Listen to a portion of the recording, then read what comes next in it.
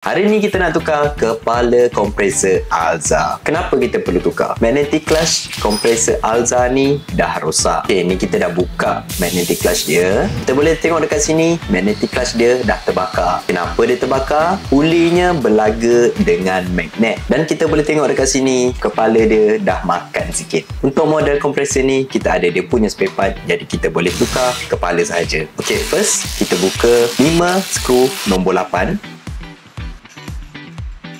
Kemudian kita boleh tarik dia keluar. Kita tinggalkan saja valve plate yang ada dekat sini. Ini dia kepala yang baru, silinder head Proton MyV ataupun Alza.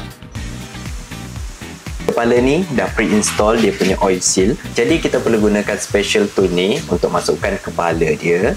Kita minyakkan dia sikit. Kemudian kita dah boleh masukkan kepala yang baru. Kita tolak dan masukkan je. Kita masukkan dia berhati-hati sampai dia rapat. Kemudian kita masukkan balik 5 skru nombor 8 tu. Kemudian kita ketatkan dia punya skru criss-cross pattern.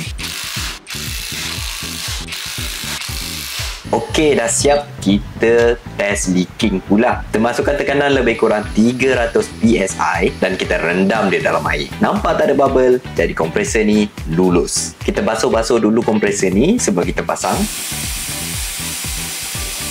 Dan kita pasang magnetic clutch yang baru, original Denso. Itu saja untuk video kali ni. Kalau korang suka video-video macam ni, jangan lupa like, komen, share, follow dan jumpa lagi di video yang akan datang.